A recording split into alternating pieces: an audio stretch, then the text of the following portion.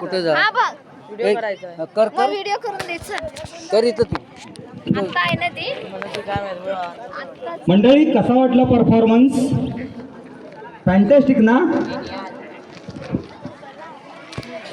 मंडळी? याच्या पुढे खूप अवघड झालंय.